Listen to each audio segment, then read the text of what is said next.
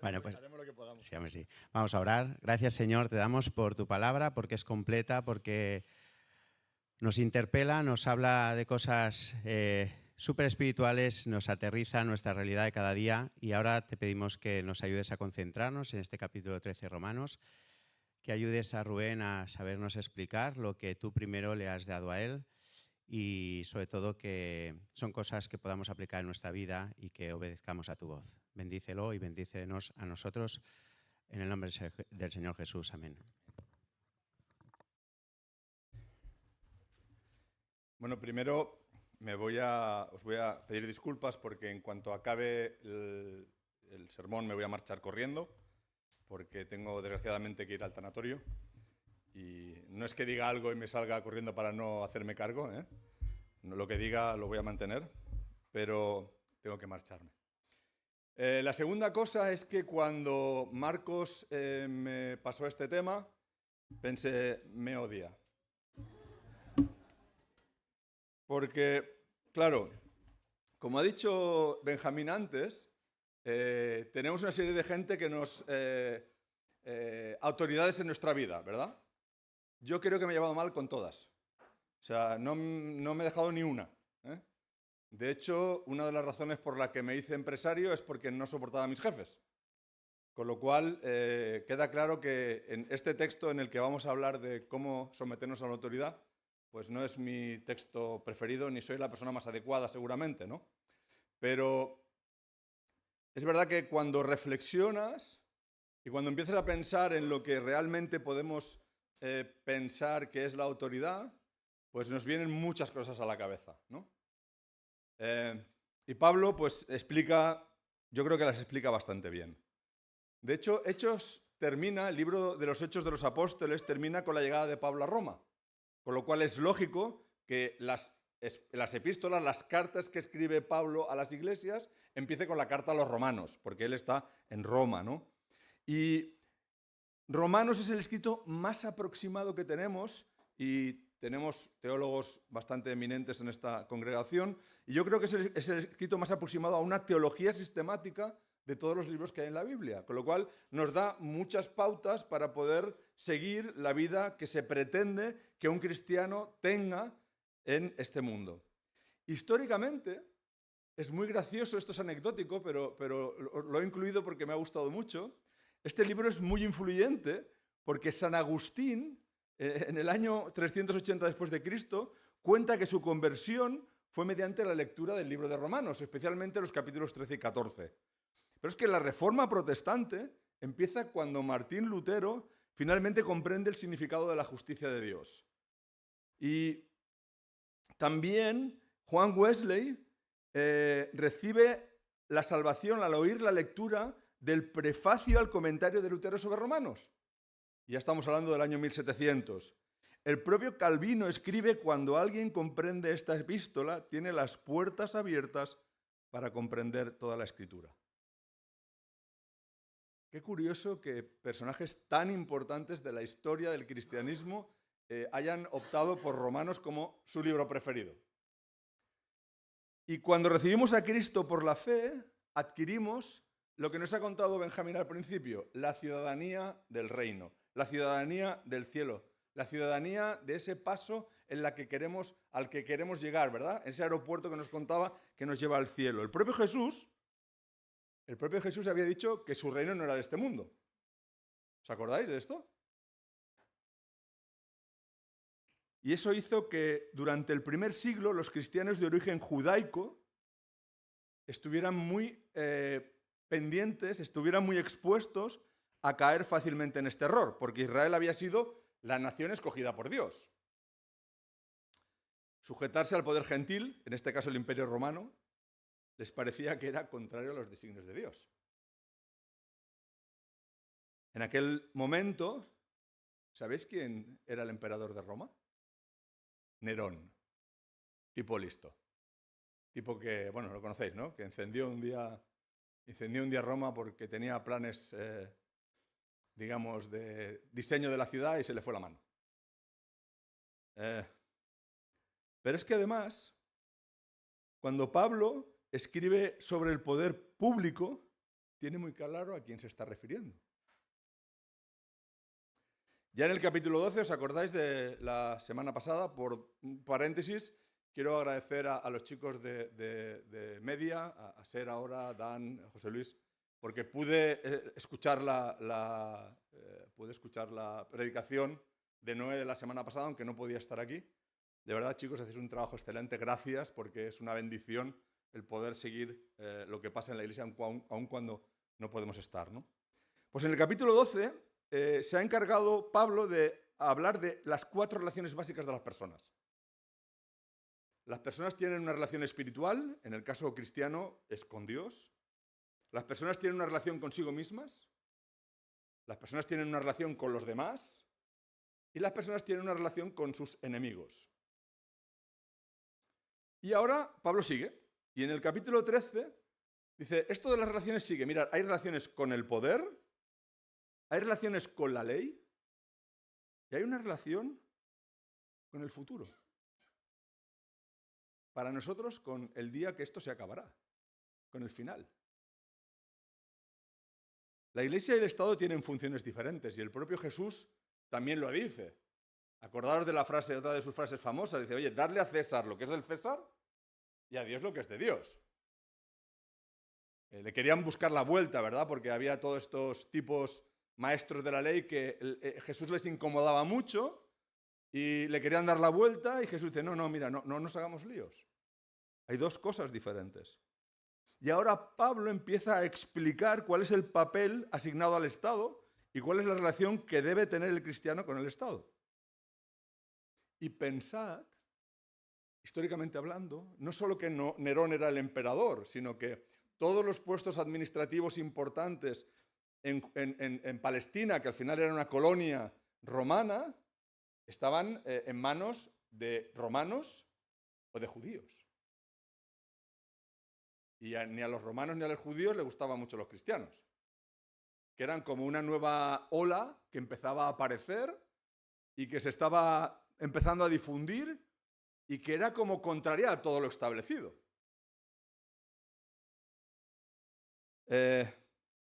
Cuesta pensar que Pablo, pensando en todos los malos gobernantes de su época, pudiera decir lo que va a decir aquí. Tenía que ser muy consciente porque él había visto como el propio Pilato había usado mal su poder para condenar a Jesús, para enviarlo a la cruz. Pero, ¿os acordáis de lo que le dice Jesús? ¿Os acordáis de dónde eres tú? Le pregunta Pilato.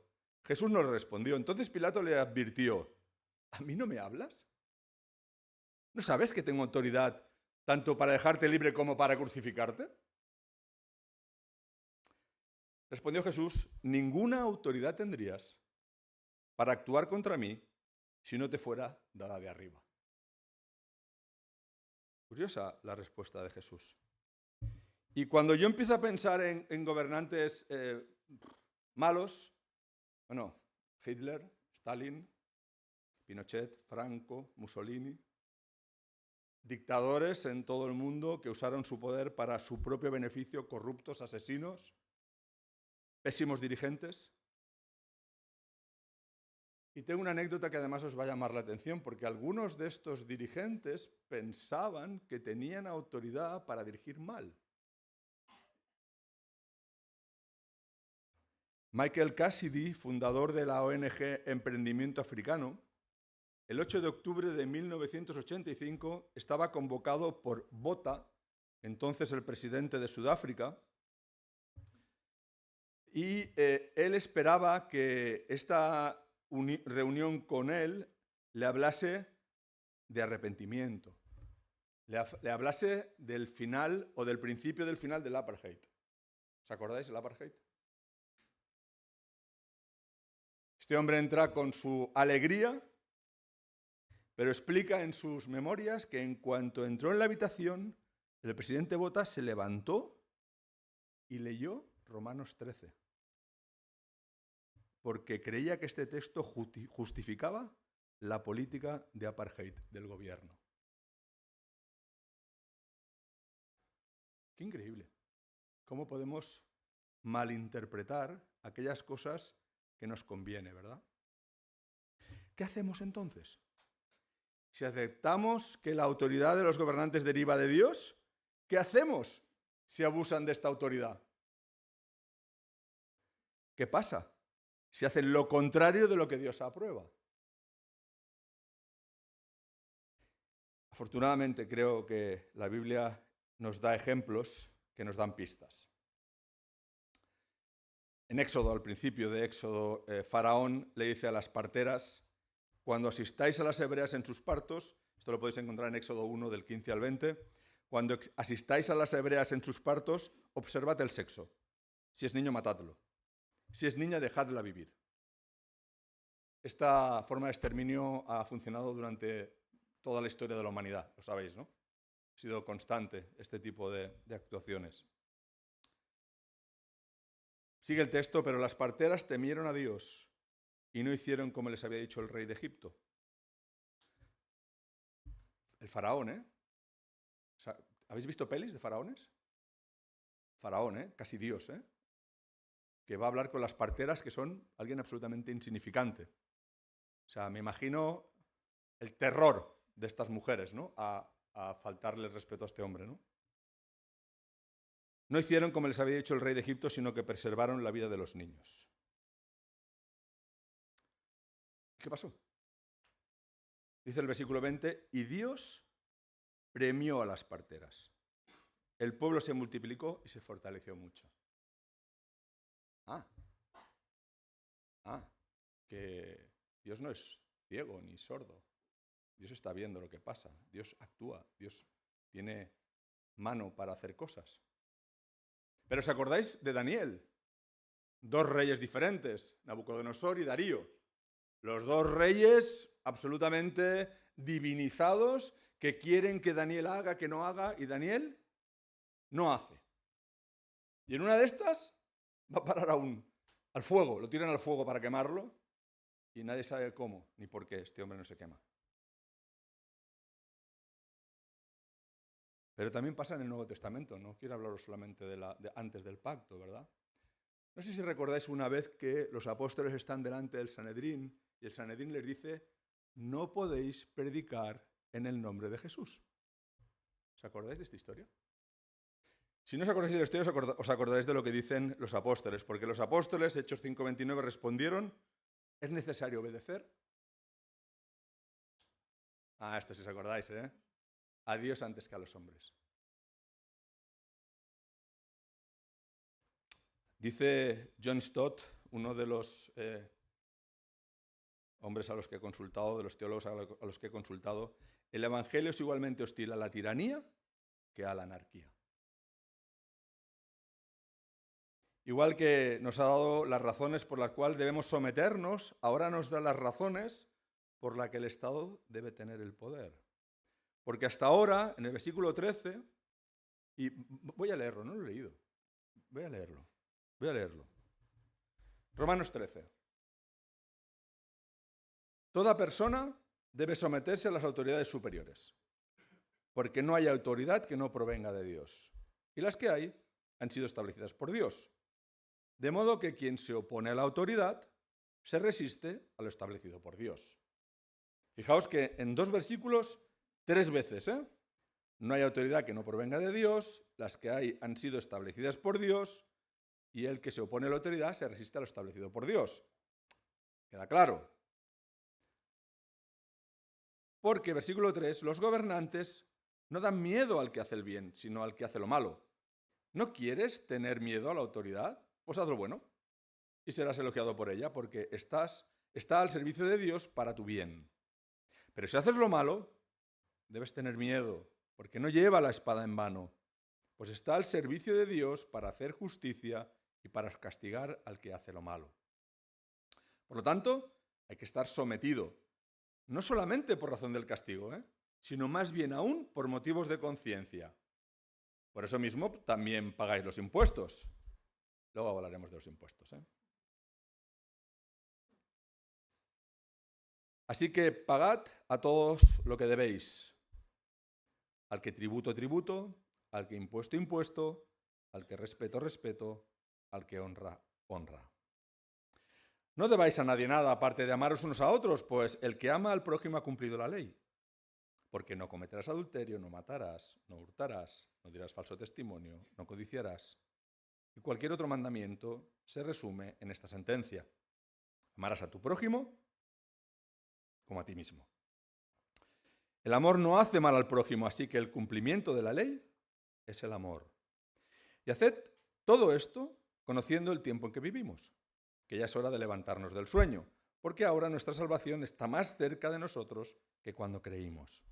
La noche ha pasado, el día ha llegado, por tanto, desechemos las obras de las tinieblas, revistámonos de las armas de la luz.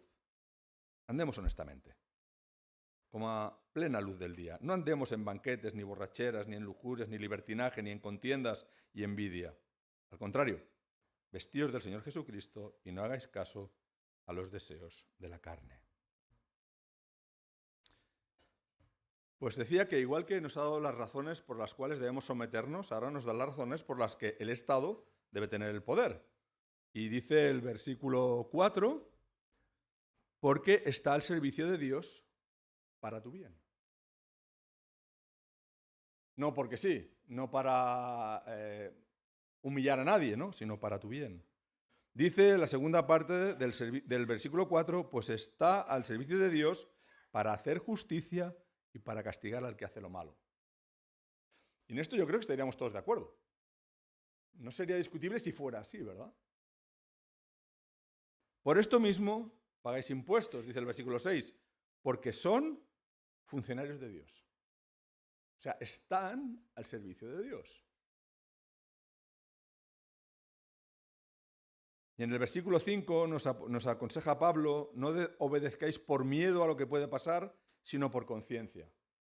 Y curiosamente, en mi vida me he encontrado a cristianos que pensaban en desobedecer las leyes por motivos de conciencia. Porque les parecía que su conciencia estaba por encima de las leyes. Y aquí nos dice, tienes que reconocer el papel que Dios le ha dado al Estado. Puede gustar, no nos puede gustar, eso es otra situación. Creo que el problema lo tenemos cuando las líneas se vuelven difusas. Ya os he hablado alguna vez aquí de la diputada finlandesa Päivi Räsänen. No sé si os acordáis de esta chica, pero hace tiempo que la sigo y hace tiempo que os voy contando historias. Pues os voy a contar cómo sigue su historia. Esta mujer, que fue ministra del Interior en Finlandia, fue juzgada por sus opiniones cristianas sobre el matrimonio y la homosexualidad. Fue absuelta de todos los cargos en el 2022 y en el 2023 en el Tribunal de Apelación.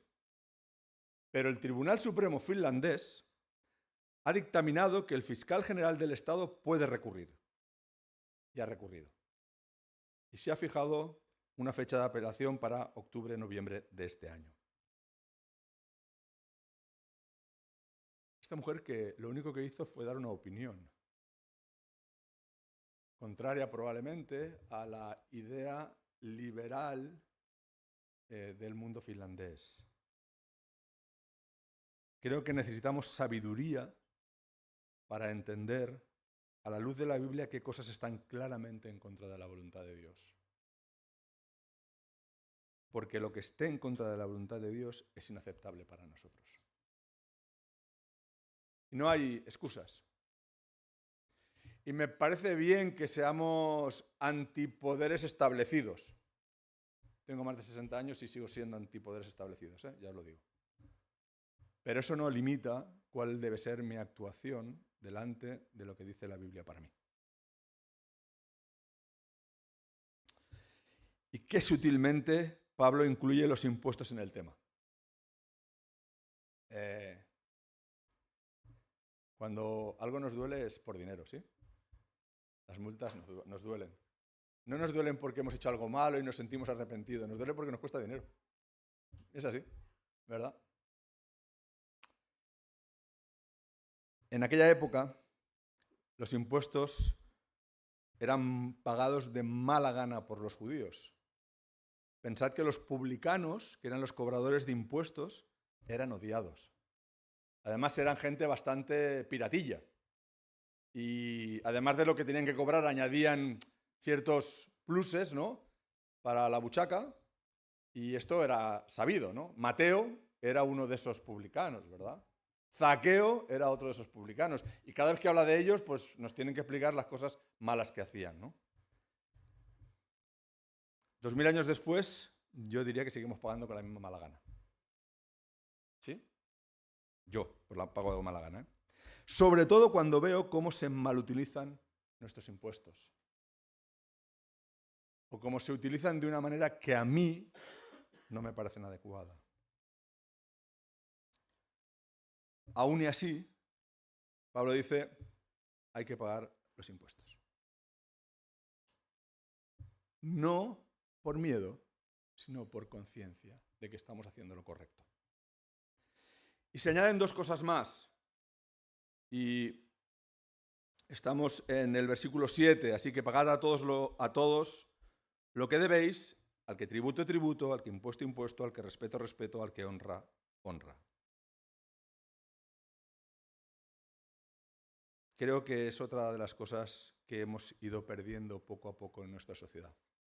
Darle respeto a quien se merece respeto y honra a quien se merece honra. Se merecen respeto y honra nuestros padres, madres, nuestros mayores, maestros y maestras, personal sanitario, pastores, servidores públicos y otras personas que se merecen nuestro respeto y algunas veces nuestra honra. Quiero haceros una pregunta muy malintencionada. ¿Recordáis la última vez que intencionadamente le demostrasteis respeto u honra claramente a alguien?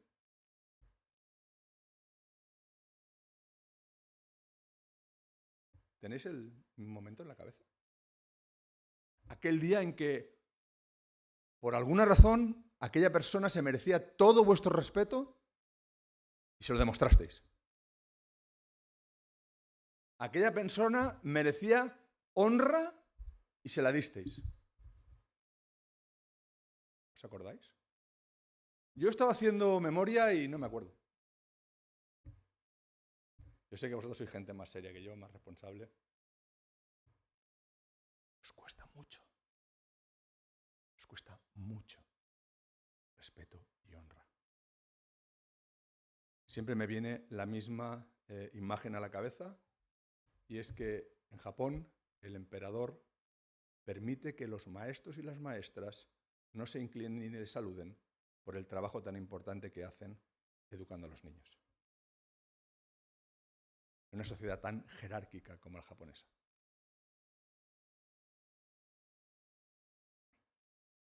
Me gustaría que esta semana que entra lo tengáis en la cabeza. Y quizá tengáis la oportunidad de demostrarle a alguien respeto o honra. Seguimos adelante. No debáis nada a nadie. No debáis nada a nadie. Una cosa interesante, ¿no? El concepto de no deber nada a nadie. Porque ahora ya no estamos hablando del Estado. Ahora estamos hablando de que tengamos una relación adecuada con nuestra economía, con nuestras finanzas, ¿verdad?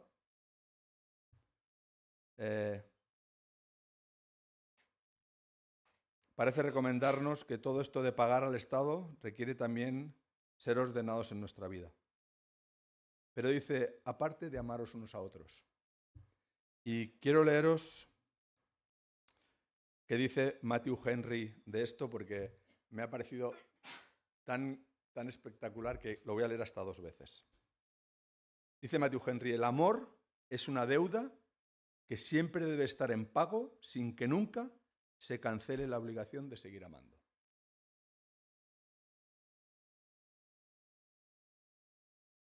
El amor es una deuda que siempre debe estar en pago sin que nunca se cancele la obligación de seguir amando. Es verdad. ¿Cuántas veces parece que el amor tiene fecha de caducidad, verdad? Y ahora escribe Pablo una frase capicúa, que empieza y acaba igual. Y estamos en el versículo 9. De hecho, el final del versículo 8 dice, pues el que ama al prójimo ha cumplido la ley. Y entonces empieza a darnos una serie de, recordarnos una serie de mandamientos de una manera ordenada, y son muy curiosos porque todos estos mandamientos tienen que ver de alguna manera con el amor, ¿no? El que ama al prójimo ha cumplido la ley porque no cometerás adulterio. Si le das la vuelta, no cometer adulterio quiere decir que amar a tu esposo y a tu esposa, ¿no? Uno comete adulterio cuando no ama a su esposo o a su esposa. Dice, no matarás. Amarás la vida de los otros. No quieres quitarles la vida. No hurtarás. Respetarás y amarás las cosas de los otros. No se las querrás quitar. No dirás falso testimonio. Amarás a los otros para no perjudicarles. No codiciarás. Amarás a los otros para no quitarles nada de lo que es suyo. Cualquier otro mandamiento se resume en esta sentencia. Amar al prójimo como a ti mismo. Y el amor no es no hacer mal al prójimo. Así que el cumplimiento de la ley es el amor. Y recordar la primera frase, ¿no? El que ama al prójimo ha cumplido la ley, y acaba diciendo que el cumplimiento de la ley es el amor. Cuando leía esto del prójimo, me vino a la cabeza cuando el maestro de la ley le dice, cuando Jesús le dice, amarás al prójimo como a ti mismo, ¿os acordáis? Y el maestro de la ley le dice, ¿y quién es mi prójimo? ¿Os acordáis? ¿Quién es mi prójimo? Y me llamó la atención porque pensé, ¿o este tío era muy tonto? ¿O era muy listo?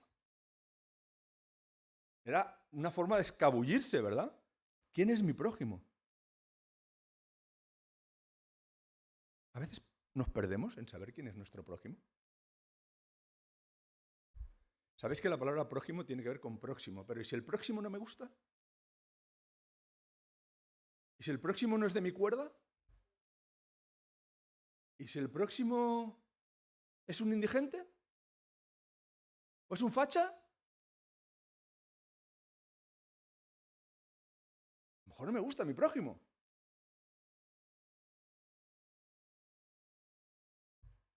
Dice la Biblia, amarás a tu prójimo como a ti mismo. Haced lo que podáis. No se me ocurre, no os puedo ayudar. Haced lo que podáis.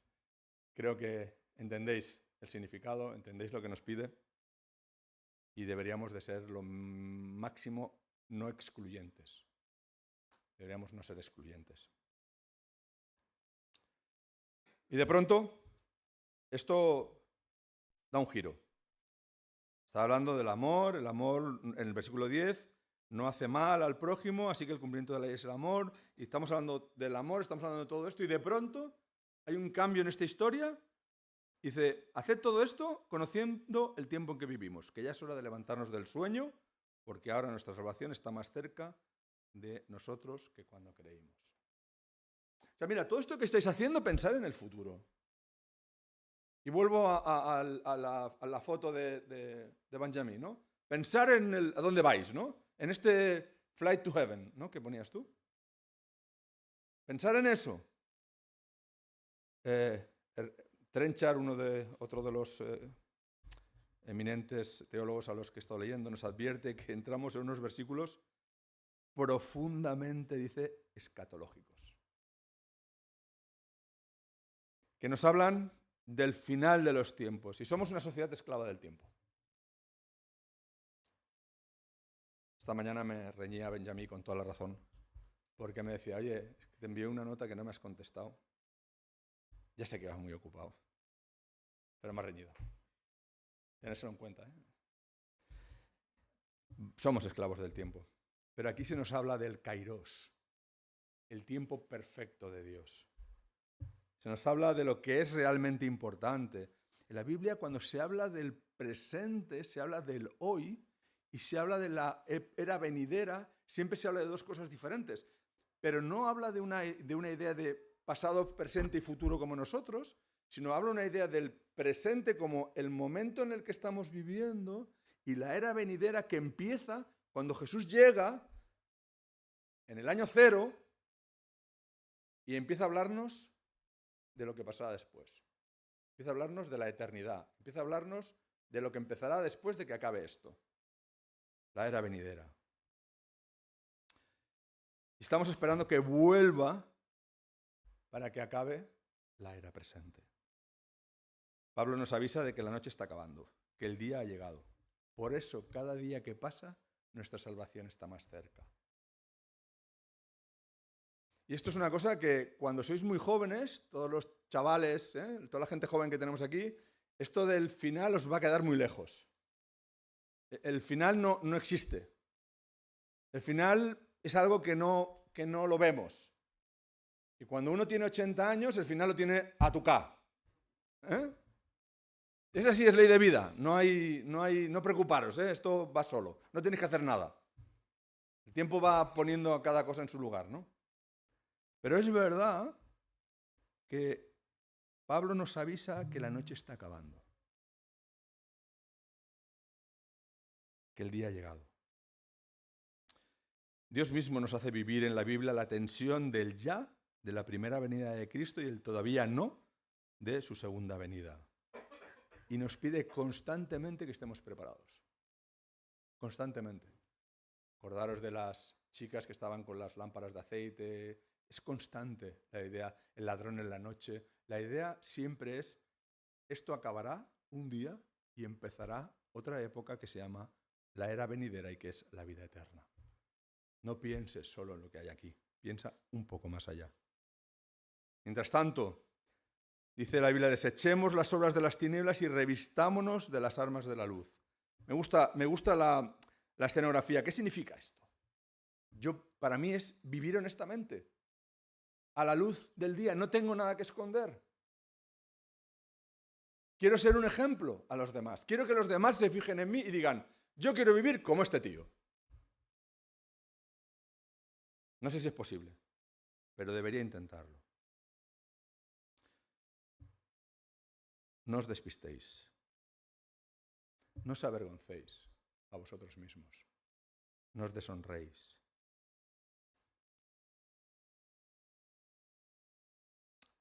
No hagáis nada contra nadie. Vivir como verdaderos seguidores de Cristo. Imitarle. No me imitéis a mí. Bueno, ya lo sabéis, eso no hace falta que os lo diga. Pero no imitéis a nuestro pastor, no imitéis al mejor de nosotros. Ser como Él. Vestiros como Él. Y también me gusta mucho la idea de vestirnos como alguien. Me gustaría que vestirme como Jesús fuera fácil. Que pudiera ir al armario, coger lo necesario, ya está. Pero no es así. Es mucho más difícil. Pero me gusta la idea porque la vestidura es lo primero que se ve de nosotros. Es lo primero que nos identifica. Tú ves a alguien, primer vistazo, y solo como va vestido te haces una idea, ¿verdad?, de qué persona es. ¿Sí? ¿Qué ideas se hacen de nosotros? ¿Cuál es ese primer vistazo que le damos a los demás? Vamos a ir acabando. Algunas conclusiones que yo creo que son bastante claras y bastante importantes. Primera, cuando respetamos las leyes, cuando pagamos impuestos, cuando tratamos con honor a quien lo merece, estamos mostrando que confiamos en el control de Dios por encima del caos del mundo.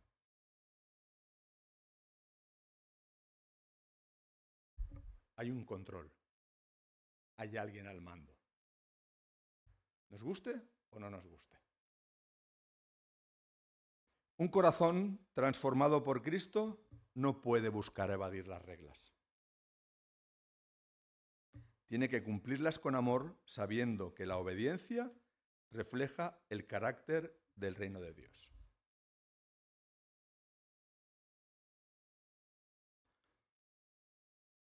La ética cristiana no se basa en el legalismo, sino en el amor transformador del Evangelio. Si Dios ha cambiado tu corazón, si Dios ha cambiado tu forma de vivir, tu ética tiene que ser una ética cristiana. Cuando amamos, respetamos. Cuando respetamos, vivimos en armonía. Y el mundo puede ver el reflejo de Cristo en nosotros. Y voy a acabar con un texto, Primera de Pedro, en el capítulo 2, en el versículo 13, para que veáis que no solo Pablo habla de esto, sino que es más general, en este caso es Pedro. Primera epístola de Pedro, capítulo 2, versículo 13. Por causa del Señor, someteos a toda institución humana, bien sea al rey como soberano, o bien sea a los gobernadores como enviados por él para castigar a los malhechores y para premiar a los que practican el bien. Porque esta es la voluntad de Dios, que al obrar bien hagáis callar la ignorancia de las personas insensatas. Actuad como personas libres, pero no como los que tienen la libertad como pretexto para hacer lo malo, sino como siervos de Dios. Respetad a todos, amad a los hermanos, temed a Dios y respetad al Rey. Creo que está claro y espero que el Señor nos dé sabiduría para poder hacerlo de una manera adecuada.